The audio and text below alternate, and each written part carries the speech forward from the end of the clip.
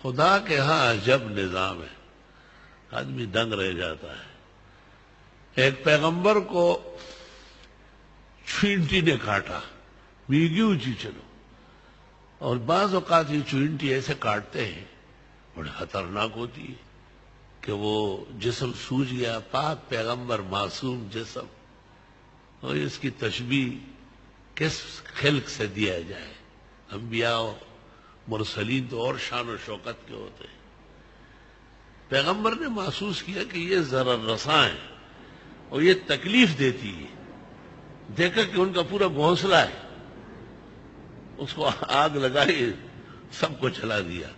وہی آئی کہ قرصت کا نملۃ واحرقت امۃ تسبح اللہ، آپ کو تو ایک چینٹی نے کاٹا تھا اور آپ نے اس کے بدلے میں ان کا پورا گھونسلہ تباہ کیا، ان میں تو تسبیح کرنے والے بھی تھے۔ 200 سال تک وہ پیغمبر اس سانحہ پر روتے رہے کہ غلطی ہو گئی۔ اللہ تعالیٰ کو اتنا خیال ہے مخلوقات کا، اب ایک جگہ کئی واقعہ ہو جاتا ہے، اس کے بدلے میں کئی بے گناہوں کو مارتے، کئی دھماکے کرتے، اپنا پریشر بڑھاتے، دباؤ بڑھاتے، اور نہیں بڑھا سکو گے، زمین بوس ہو جاؤ گے۔ قیامت کا دن برحق ناحق اموات کرنے والا وہاں کے لیے تیار رہے۔ وَتَرَى الْمُجْرِمِينَ يَوْمَئِذٍ مُقَرَّنِينَ فِي الْأَصْفَادِ، جرائم پیشہ لوگوں کو زنجیروں میں جکڑا جائے گا۔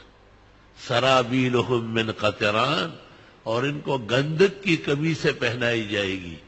تغشا وجوہہم النار، ان کی چہروں پر آگ پھر رہی ہوگی۔ لیجزی اللہ کل نفس ما کسبت، اللہ اس طرح سزا دینے والا ہے۔ ان اللہ سریع الحساب، یہ حساب کتاب جلدی ہو جائے گا، قیامت کا دن دور نہیں ہے۔ اسلامی نظام بھی برحق ہے، اس کے لیے کوششیں بھی فرض ہے۔ اسلامی نظام کے بغیر کوئی نظام کامیاب نہیں ہے۔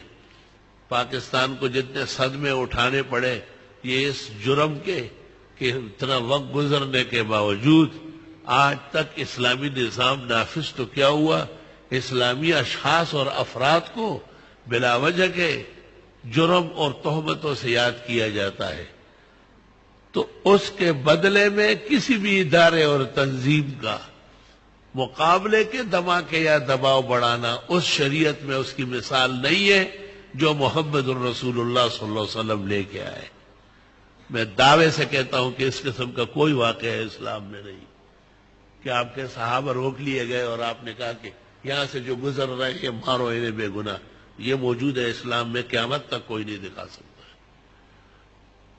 شیشے کے گھر میں بیٹھ کر پتھر ہی پھینکتے، دیوار آہنی پہ حماقت تو دیکھیے۔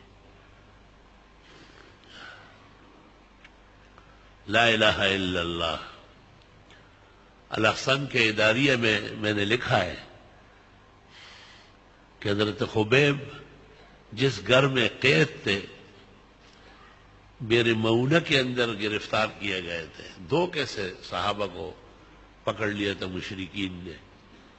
ایسے لوگوں کو نبی کے پاس بھیجا کہ ہم دور و دراز کے لوگ ہیں اور سب مسلمان ہیں، اور ہمارے ہاں قرآن اور نماز کی تعلیم والا کوئی نہیں، چونکہ نبی عالم الغیب نہیں ہوتے۔ آپ نے 10 صحابہ کو ساتھ کیا۔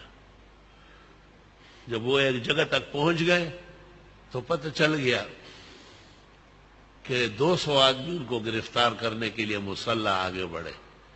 کچھ شہید ہوئے، کچھ بچ گئے، جو بچ گئے ان کو باندھ کے لے گئے۔ ان میں ایک خبیب کا واقعہ ہے، اور وہ ان کے ہاں پنجرے میں وقت گزار رہا تھا، اور اس دوران چونکہ کافی دن ہو چکے تھے اور وہ اشہر حرم کے منتظر تھے۔ اشہر حرم ذی-قعدہ، ذی-الحجہ، محرم اور ادھر سے رجب، یہ 4 مہینے ایسے ہیں کہ زمانے کفر میں بھی لوگ اس میں قتل و غارت نہیں کرتے تھے، اپنے باپ کے قاتل کو بھی پا لیتے تھے تو کہتے اشہر حرم ہے، ان میں خون بہانا بہت بڑا جرم ہے۔ تو وہ اس انتظار میں تھے کہ یہ مہینہ نکلے تو پھر خبیب کو مارے، اور خبیب پنجرے میں ان کے ہاں بند تھے۔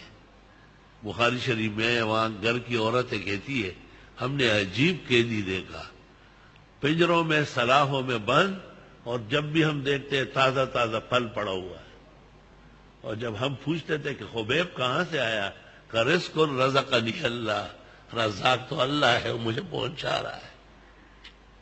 بس کم عقل کہتے ہیں اللہ تعالیٰ پنجرے سے نہیں، آپ اللہ تعالیٰ کے کوئی شریک ہے جو مشورے دے رہے، خیر تو ہے۔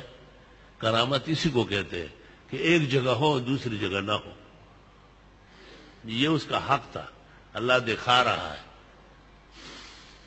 تو اس دوران اس نے ایک دن اسطرہ مانگا کہ بھئی کوئی اسطرہ دے دو، دن ختم ہو رہے، غالب گمانی ہے کہ چند دنوں بعد تم مجھے قتل کرو گے، تاکہ میں جسم کے بعض حصوں کی صفائی کر لوں۔ وہ اسطرہ اس کے پاس پڑا ہوا تھا، اور چونکہ اس گھر میں کافی دن گزار چکا تھا تو بچے بھی عادی ہو گئے تھے، بات چیت ہو جاتی ہے نا۔ تو وہ ایک بچہ آیا تو حبیب نے لے لیا، گود پہ بٹھایا پنجرے میں۔ تو وہ گھر کی عورت نے دیکھا اور رونے لگ گئی کہ بس یہ تو ہو گیا، اب یہ کہے گا کہ مجھے نکالو پنجرے سے ورنہ میں بچے کو ذبح کرتا ہوں۔ تو حضرت حبیب نے اس خاتون کو کہا کہ ہم سے ایسی توقع آپ کرتی، پکڑا آپ نے ہمیں، آپ کے بڑوں نے، اور ہم بچوں کو قتل کریں گے۔ آنکھیں کھولنا چاہیے اور کان کھولو ذرا، غلط باتیں نہ کیا کرو۔ اس کے مقابلے کی روایت پورے اسلام میں موجود نہیں، الحمدللہ۔ چنانچہ اس بچے کو واپس کر دیا، اور اسی طرح ان کمبختوں نے، مشرکین نے، اشہر حرم گزرنے کے بعد خبیب کو باہر نکالا اور ان کو کہا کوئی خواہش ہو۔ انہوں نے 2 رکعت نماز پڑھی، فرمایا خواہش تو اور بھی ہے لیکن تم کہو گے کہ یہ ڈر رہا ہے، ڈرنے ورنے والے ہم نہیں ہیں۔ اور پھر خوب زبردست بد دعا کی، یا اللہ یہ جو ہمیں پکڑ کے مار رہے ہیں ان کو گن گن کے مارے اور ان میں سے ایک کو نہ چھوڑے۔ ایسا ہی ہوا، لا الہ الا اللہ۔ اور پھر وہ قیمتی اشعار بھی انہوں نے پڑھے، لست بالی حین اقتل مسلما علی ای شق کان للہ مسرعی۔ شکر ہے کہ میں مسلمان مارا جا رہا ہوں، جہاں بھی گروں گا اللہ مجھے جنت دے گا۔ ظلم اور بڑی بدتمیزی یہ ہے کہ کوئی کافر مارا جائے، ہمارے ایمان والے تو جس موت بھی مریں گے وہ اللہ کے ہاں بہترین انجام پائیں گے۔